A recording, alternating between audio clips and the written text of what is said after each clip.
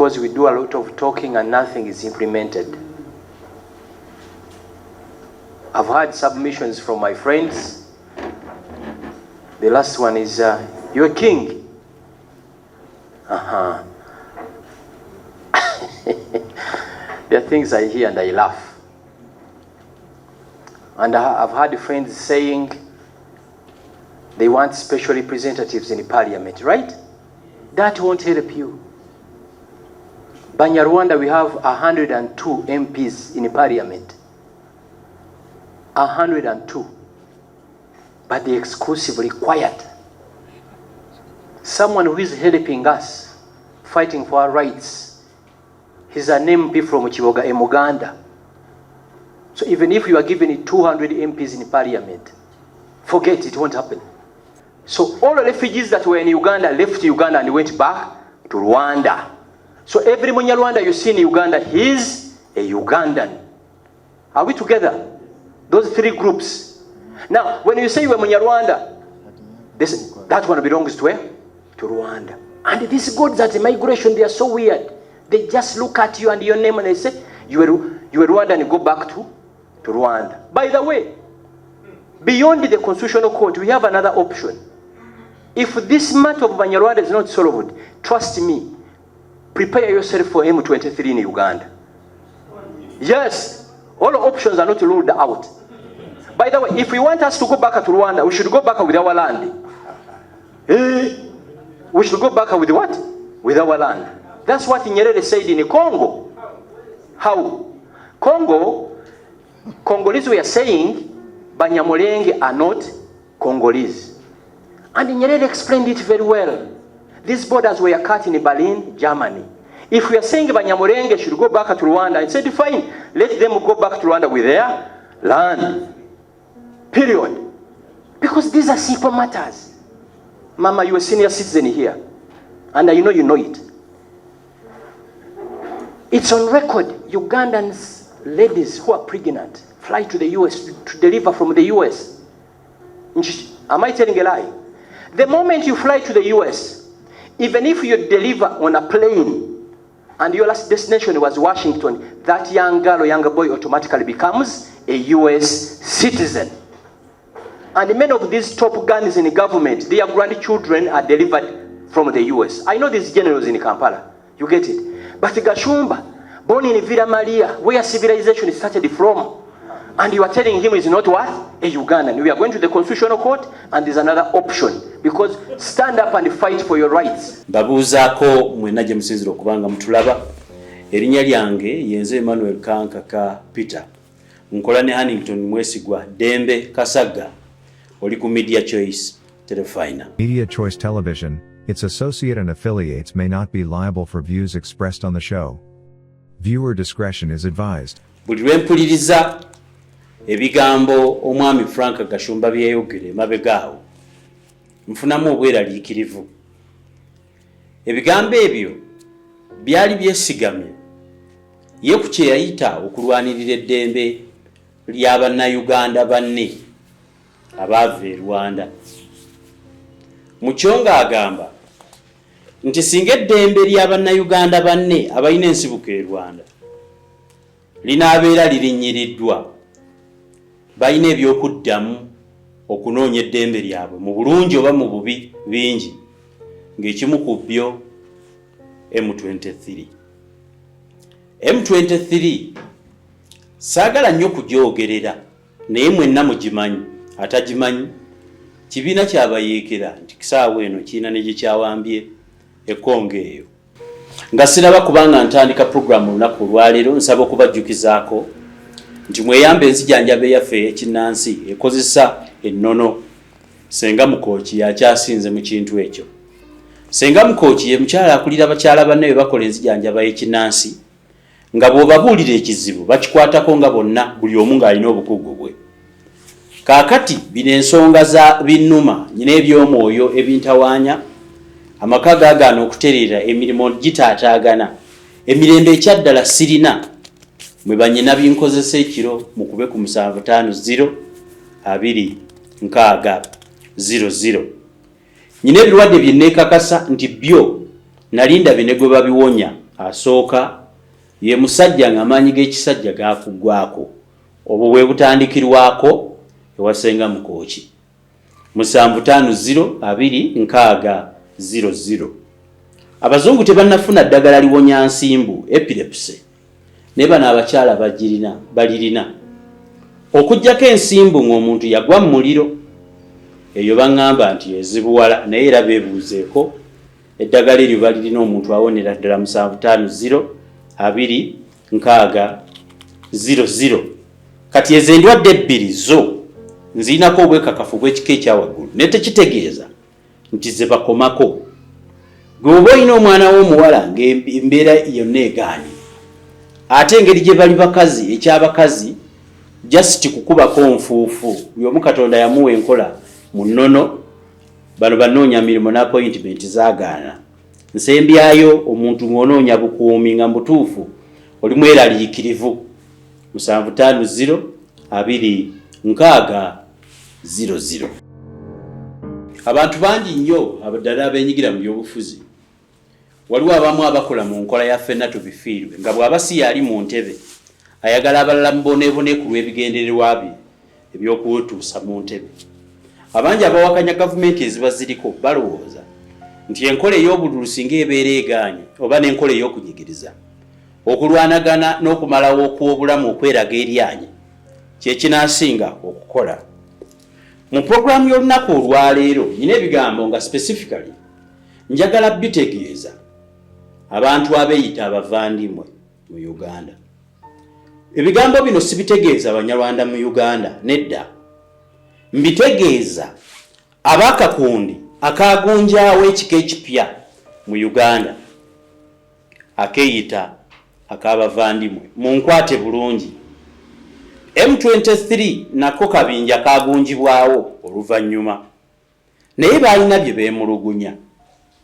Njagala tukkaanye nti omuntu yenna ku nsi kuno buli lw'omunyigiriza n'osukka ava mu mbeera era akola ekyo ekyetaagisa okusobola okwebeezaawo ye n'abo balwanirako awamu oba bakkiririza mu ndowooza z'aluwoolezaamu.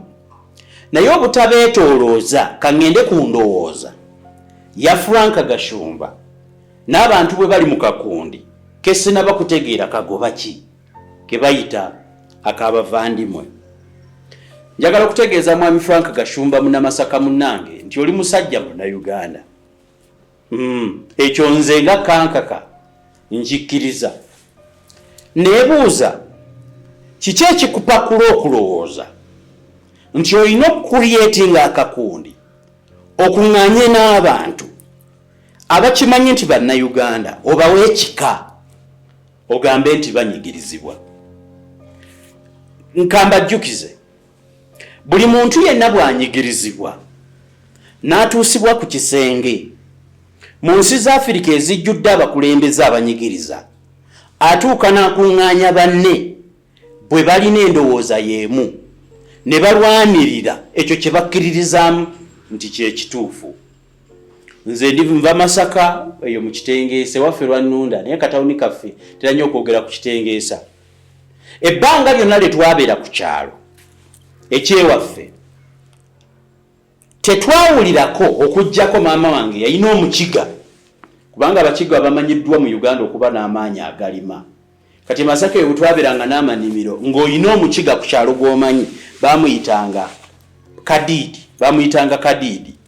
Ng'era bw'oba olina amavunike gw'oyagala okutema ng'oyita ku mukiga ayitibwa kadiidi.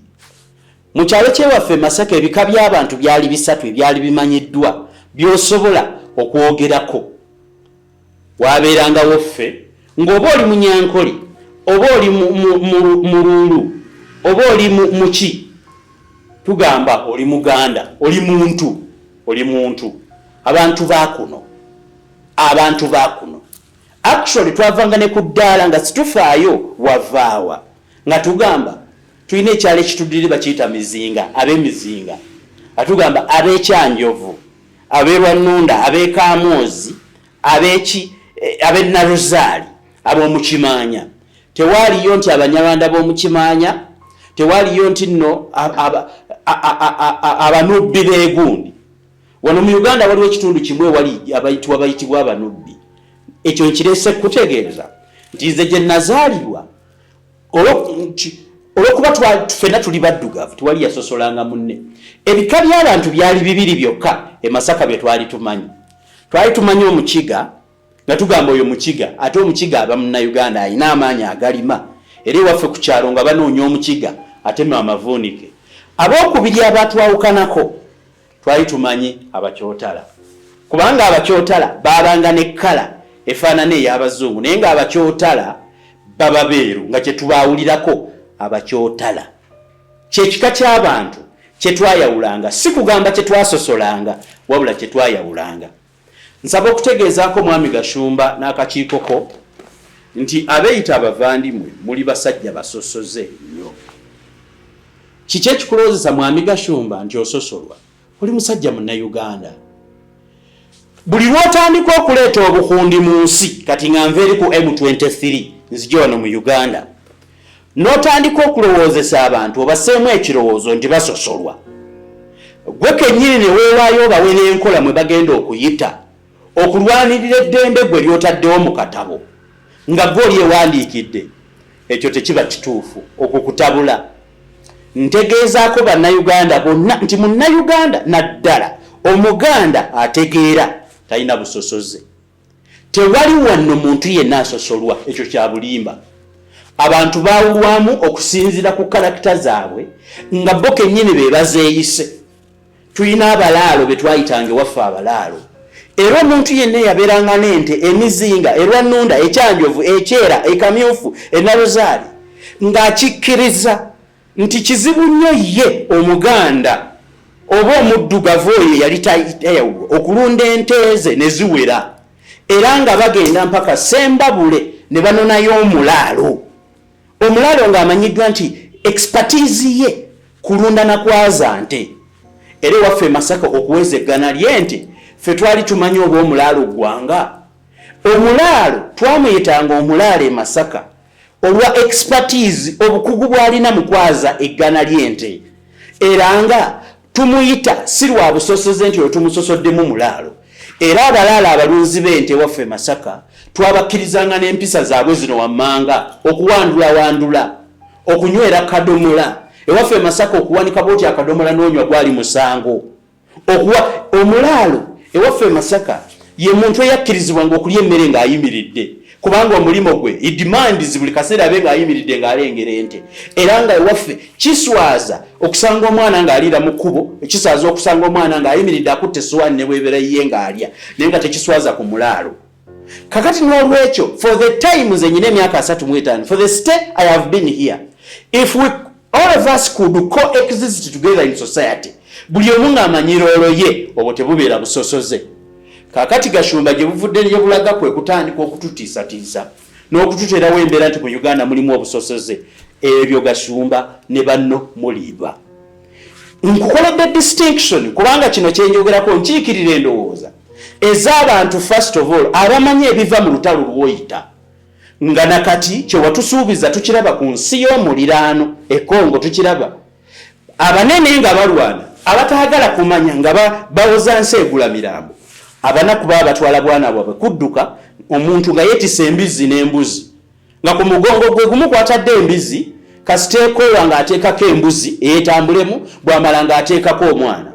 Bwe kibanga kyekyo kye wali otegeeza Gashumba mu kigambo wait for M23 olimba, ebyo tebijja kutuukawo wano. Ekyo kya bulalu era kya buyaaya.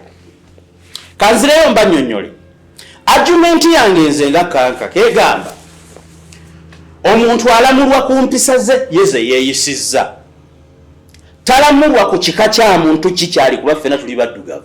Zino ensalosalo ze baateekawo mbu eno Congo, eno Rwanda, eno Uganda zaateekebwawo bazungu, naye edda bwe twaliwo n'ebika byaffe tetwaliwo nsalo.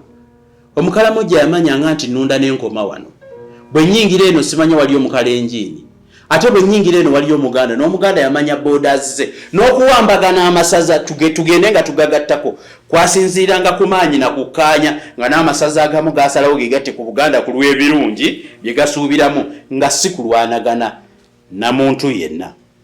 N'olwekyo tewali kyonna kigarantingisa mwami Frank Gashumba n'abantu abalala kutandikawo bukundi buyinza kuvaako mbeera ereeta buyeekera mu ggwanga etasosodde muntu.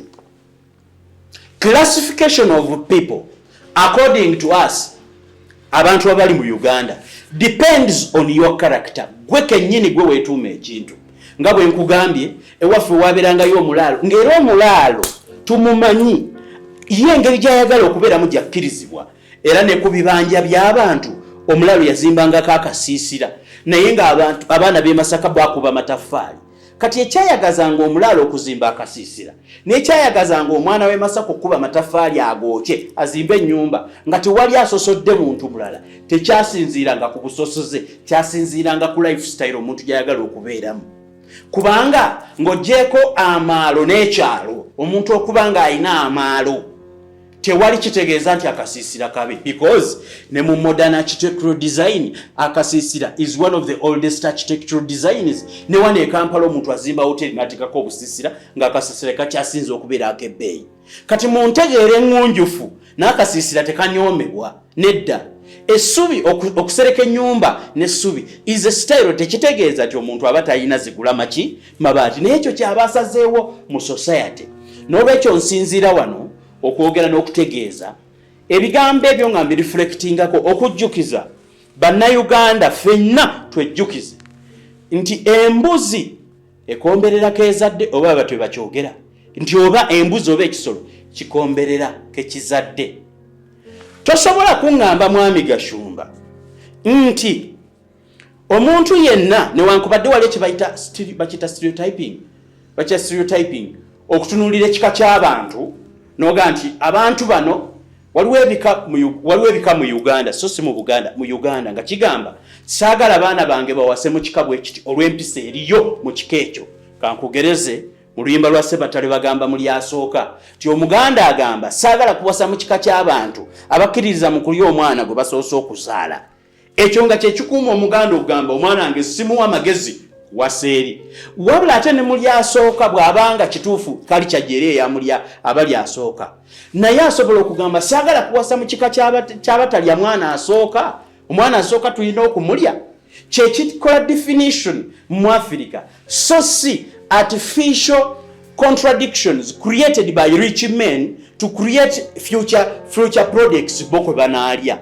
Nze ekigambo bavandimwe saako ne mwami Gashumba byokola mbirabanga omuntu yateekawo project in the future afuneyo akasente ye ng'omuntu kubanga bwe tukola lifestyle audit Gashumba has enjoyed the best of life Uganda gives. Eri omunaku katugambe oyo yazaalibwa mu Uganda Gashumba gwagamba nti ansosola ekitaliiwo sente mwami Gashumba yazijjawa nga bamusosola kweya.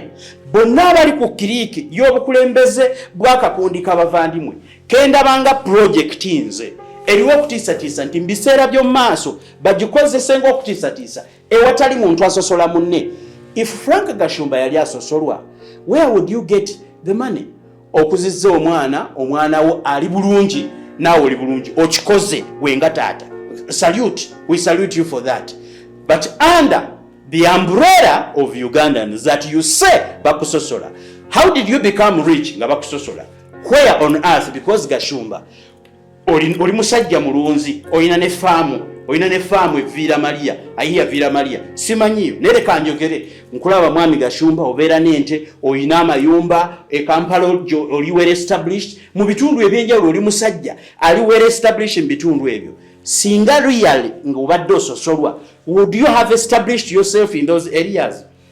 Kino kwensinzira okutegeeza abantu nti ekisuubizo kya M23 wane waffe nga mwami Gashumba nkugamba M23 eyina ensonga zaayo ezigamba ky'abantu tebakkiririza mu banyigiriza era gavumenti kasita zaatandika okubanyigiriza ne basalawo ne kibakeeta ne kibatama ne bateekawo embeera beetaase.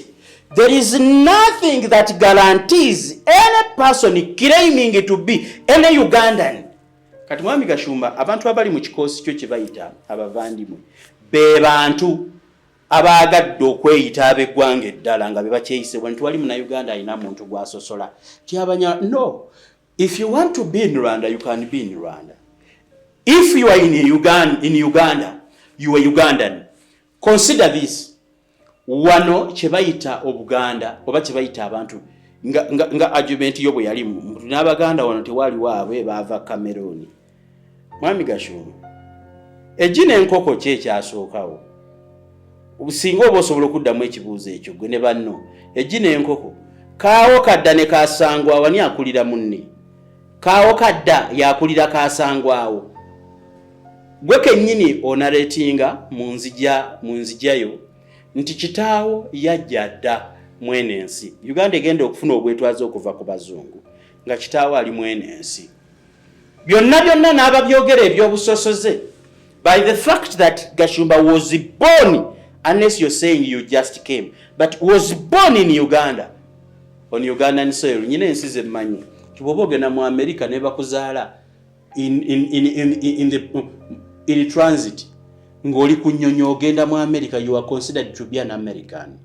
Kakati kiri kyembadde mbagamba nti kezaala kekomberera. Mwami Gashumba, osobola otya okudda e Rwanda ne bakomberera nga bazaalibwa mu Uganda mu nkola ya kezaala kekomberera? Olaba n'ente nti kisolo zisobola okubeera mu faamu ne zizaala ente 10 ne zizaala omulundi gumu, naye ente za tesobola genda nekomberera kayana kandala akayo kezaala kekomberera. Kakati Mwami Gashumba ani agenda okukomberera nga bazaalibwa mu Uganda kubanga bazaalibwa wano? Those arguments are for rich men, abantu ababala ekibala ekiwanvu nti tusobola okukozesa group y'abantu bwe bati mu biseera by'omu maaso tukikozese nga bargaining power.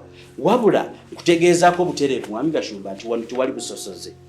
Abazungu bwe bajja mu Afirika tuba tumumanyi nti oyo muzungu, era abazungu genda mu kizungu gye bayita mu kizungu e Masaka ekitumyayo mu kizungu nti Baganda of Masaka accept that even the high-end houses nga bo babeera mu nyumba zino eziyiwa oludda olumu ziri mu kizungu. Ekyotumyayo mu kizungu abaddugavu bakkiriza n'abazungu babeere mu societies zaabwe tebasosola. Siwulirangako okujjako Idi Amin yakera ku makya n'agoba Abayindi enga n'ekigobya Abayindi karakitayo empisa ekugobya mu society tebuba busosoze bw'abantu balimu eba neeyisaayo ey'obuntu. N'olwekyo omuntu yenna agamba nti mu Uganda bannayuganda bamusosola ziba mpisa ze nga ze zimuleetedde abantu okumulabamu ebintu ebitajja nga byakola. So si nti wano waliwo enkola yonna abantu nga it is a DNA thing nga bwe wakikola mu bavandimwe bwe wagamba slogani yammwe omubala gwammwe kwe mutambulira it's a DNA thing. No, feno Baganda DNA thing tekiriimu. Our DNAs are compatible to the behavior of even a foreigner. Assimilation. Mono mu Uganda mulimu emikago, mulimu kye bayita emikago. Mwami Gashumba waffe Masaka twalina kye bayita okukwata emmwanyi n'osalako wansi w'ekkundi n'otta omukago n'omuntu. Abantu batta emikago ng'oyo wa mukogo we walubeerera. Mwami Gashumba sigwe waleeta ebigambo omusenze sigwe wakireeta. Waliwo omuntu ajja n'asenga naye ate omusenze bwafuuka Sserwajja okwota. Sserwajja okwota ye muntu akusanga ng'okumya omuliro gw'oyagala kubuguma. Ye n'agaziya nnyo amagulu okusinga eyagukumye. Ng'eyagukumye waali ye nayeezinga kati ate ono azze obuzzi nti kukwota okugulu okumu n'akuteeka eri n'atandika. Abaganda balina olugero nti wazze kulya na kubala baana. Omuntu bw'amala okukkuta naga ng'olina obwana bungi obuliisa otya? Ne weebuuza wazze kulya mmere omala ombalira abaana. Kakati I believe nti omuntu yenna asosola omuntu ng'amubuuzizza nga argument bwe zeetambula ku mulamu omutono nnyo actually akantu akatono nnyo ku addressinga nti waliwo abantu abammibwa passport mu Uganda nti Banyarwanda. Ako kantu katono nnyo Mwami Gashumba. Lwaki omuntu aba agenda okufuna passport n'agamba nva Rwanda? Kati are you telling me Mwami Gashumba internal affair ye Uganda ewo omuntu ava Rwanda passport? Is that what you are saying? That is automatically wrong. Omuntu bw'agenda okufuna passport lwaki tagamba nti nze gundi gwe bazaala mu Kimanya? Singa omuntu amumma passport then that does not become a problem of Uganda. it becomes a personal problem. Oyo musosozi oyo gwasanze mu eyo office. Omuntu wamme omuntu nga nkugambye nvudde Masaka, nvudde Kyamuliibwa, nvudde Kasasa, nvudde Kaddugala, nzize kukimano passport.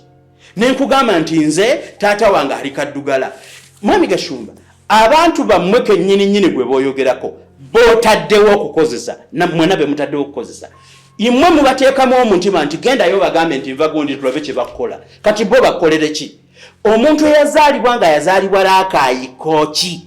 Omuntu yazaalibwa nga yazaalibwa Naluzaali ku kyalo Naluzaali ng'era n'omukadde yamukuza newankubadde yamukuza oba nnyina yafa oba yakola ki? Ajja n'ayogera nti nze gwe mulaba paalishi yange ye Naluzaali, sabukawunta yange ye Buwunga, gundi nva ku kyalo bakiyita oba mu Kitengeesa oba batwe bakiyita.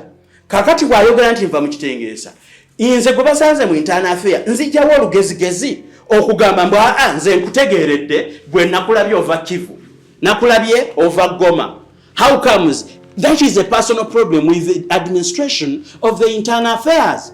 Omuntu gwe bakwasa internal affairs ateekwa kubanga administratively ye ng'omuntu musosoze mu nature. So I want to inform all Ugandans that the promise that Gashumba made us that bwe babanyigiriza bajja kola M23 is just a threat that is based on person, on an individual who says ebyo kirikize bateekawo n'ensonga lwaki tezijja kusobola kumalako.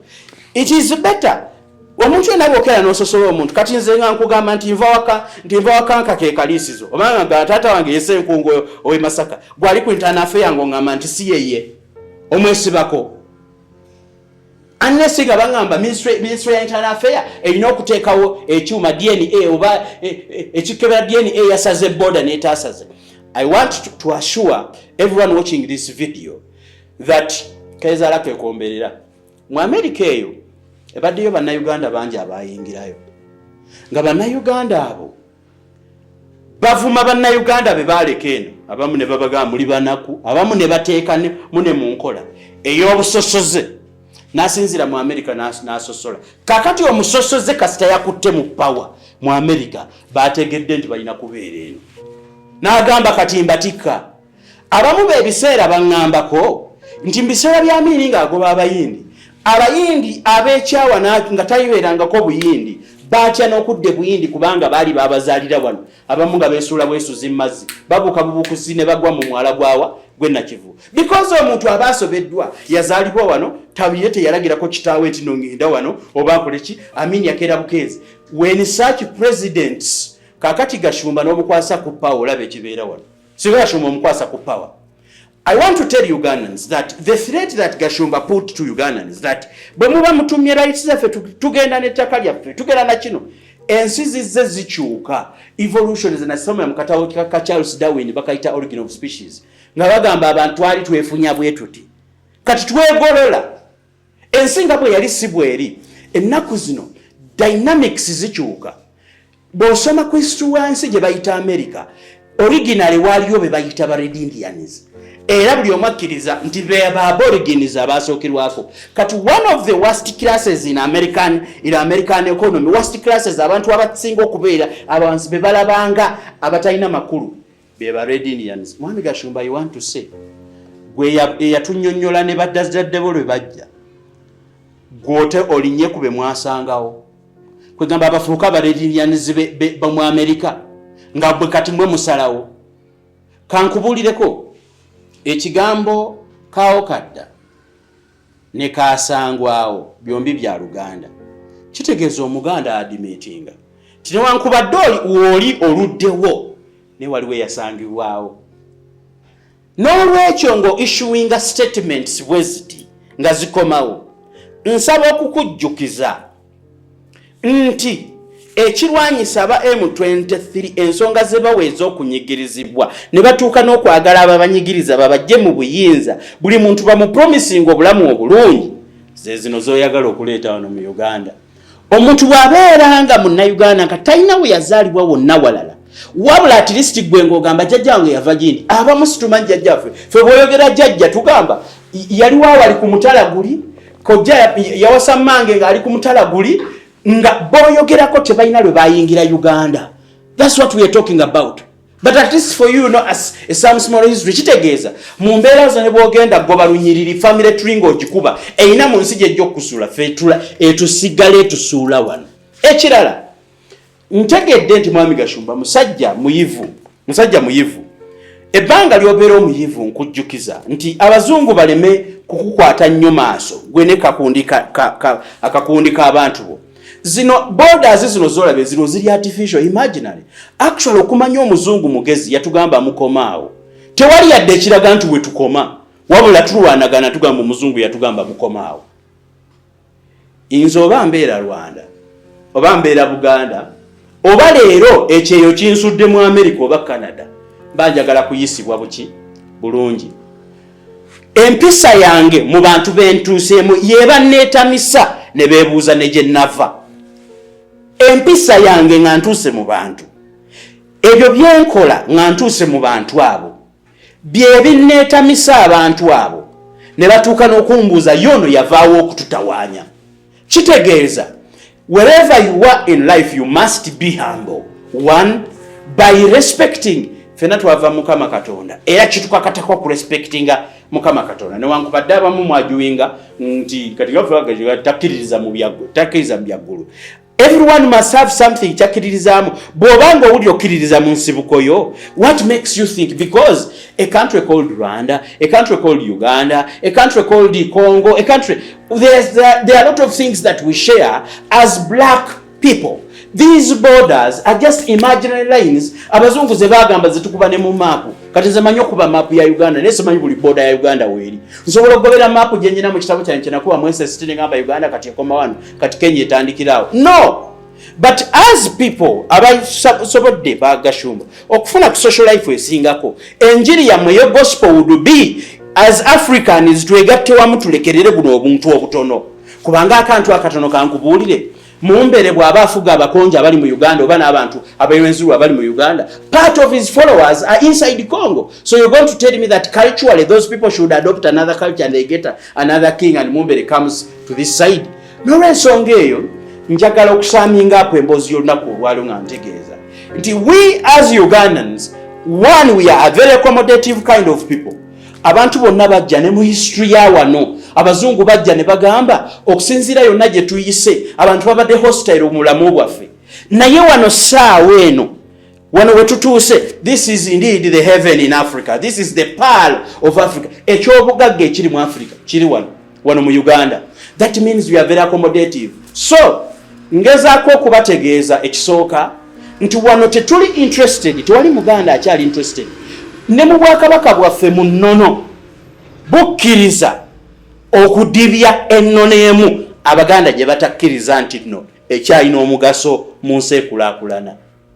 Ebyo ebyadde ebyo byanze nfiirako nkola bwe nti Abaganda tetukkiririza oba abantu ba Uganda. Ugandans do not believe in wars. Ebiseera by'entalo byakoma dda. Omuganda takyayagala ntalo. Ekyokubiri, tetukyabirivingira mu kuwakula ntalo, okuziwakula oziteekawo saako nozivujjirira ozirigetinge ne mu kiseera kyekyeya nga teziriiwo zisobole okumerukayo olw'okuba ggwe ozeetaaze zibeerewo. N'ennono eyasimbyanga amafumu mu bigere by'abantu, bakabaka ba Afrika mwe batawandulanga ddusu ku ttaka ng'aliwandula mu kamwa ka muntu, zaadibizibwa. Essaawa eno olw'ebirwadde n'enkola eriwo mwene ensi, ebintu ebyo tebikyakkirizibwa. So njagala okuweereza obubaka buno eri Gashumba n'akakundi akayitibwa akabavandimu nti muli bannayuganda abaagala okweterawo projekiti y'obunyazi. You are Ugandans. Temusinziira awo okulowooza nti mujja kwetuuma kye mutali, musobole okukikozesa okutiisatiisa mu biseera by'omu maaso n'okwesiba ku bagenda mbunda by'abeewaffe.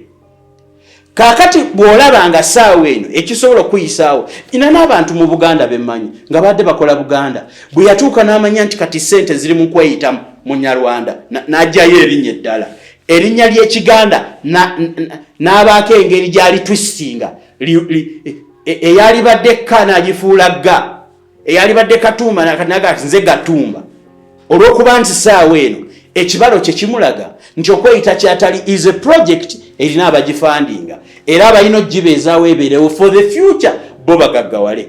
Tewaliwo kiraga kyonna omuntu omunyarwanda yeekoleredde nga seriously yeekoledde bamanyiddwa wano mu Uganda nti gundi alina ssente gundi alina ssente gundi alina ssente era tewaliwo Muganda yali atemye ku nte ya muntu n'agamba kino.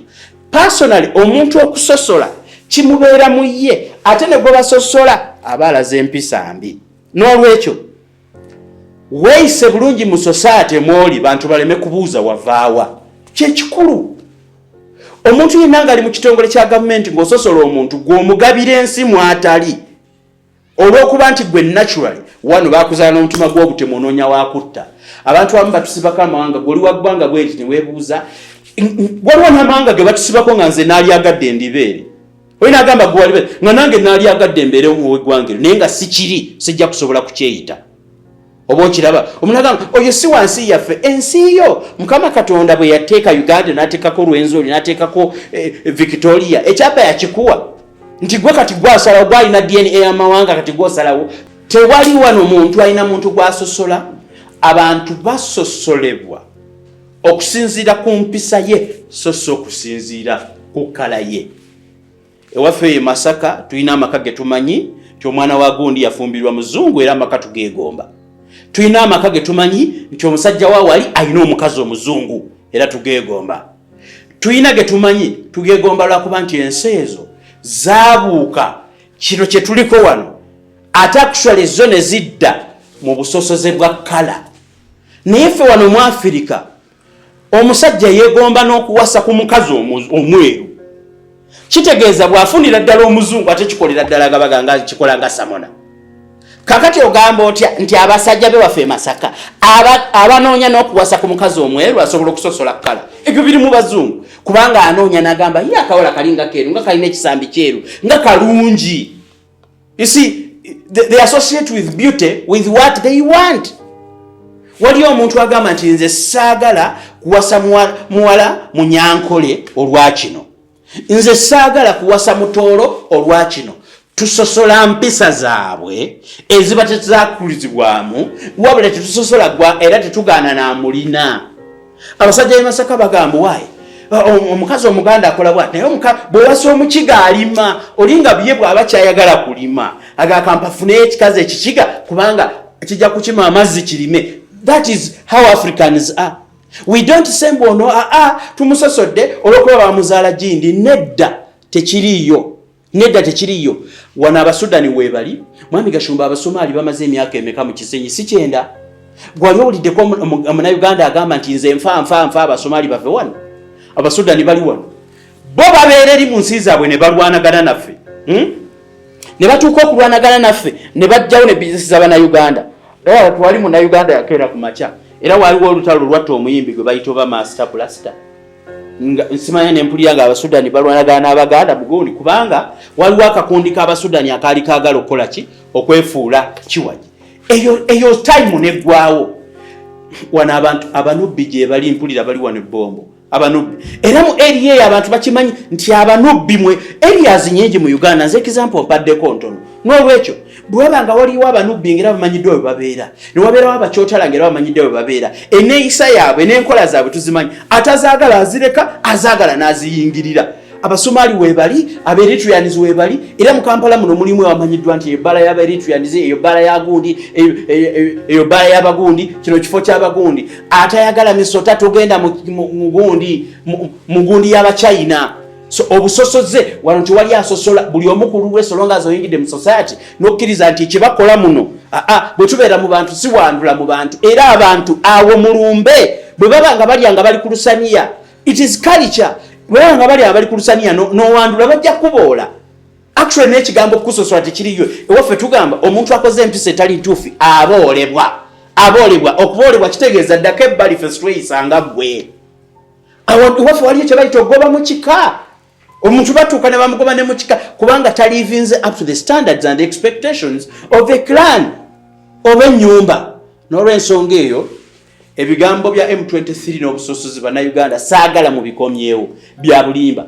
Ezo projekiti z'abantu abatono ate nabo basoose gaggawala bwe bagaggawadde ne babeera nga tebakyayagala kukola ne batuuka ekiseera ne babala nti kakati nfunirawa era bwe banaamala okutabangula eggwanga nga badduka abaana baabwe passport nkoone mu visa already za myaka 10 essaawa yonna atema. Temugendera ku bigambo ebyo, sitwagala kulaba kiri mu nsi endala. N'olwekyo mbajjukizaako mwenna nti kyali badde kirungi nnyo okwekuuma obumu. Tewali ayagala ntalo, entalo zidistractinga. Tewali ate akusobola okujjako okuzikirira muntu kyafuna mu lutalo. N'olwekyo mbakubiriza mwenna nti muboole empisa ya muntu ate ekyo kibeera kya buntu. So omuntu tomutwaliramu ekyo kibagalo. Africa twejjeko enjegere ze baatulekera ezikyatutawanya gino gyonna emyaka. Tubeere civil nga bwe twali civilized, the first civility. Even in the Bible, Egypt, ekigambo Egypt kyakitegeeza Africa yonna. Africa yonna ebiseera ebyo ne bwe baandikira Bible nga yonna bagiyita Egypt. We are shown somewhere wantu alina bakabaka zaabu twamuli twali tumumanyi ebyo n'ebyobugagga ebyolozebwa mbu ebirwanyisa abantu. Sulu ebisoose Mesopotamia, Mansa Musa, omusajja yali akyasinza obugagga mu nsi yali musajja muddugavu nga buli waagenda obugagga twabumanya dda. Sebyogerwa mbu ate bano balwana basobola okusoma ali ebyobugagga. Ebyo byonna tebitwala mu Africa. We need to come together as Africans to making sure actually Ugandans, we need to come together as Ugandans tuleme kubaamu obusosoze. So point yange awo weeri ne program yange eno weeri n'okusinziira ku bibuuzo sakola ebintu abantu bye baduwatwa bwekityo bwe kiri. So ku mulundi guno mbasiibudde ate tujja kubalaba mu program endala.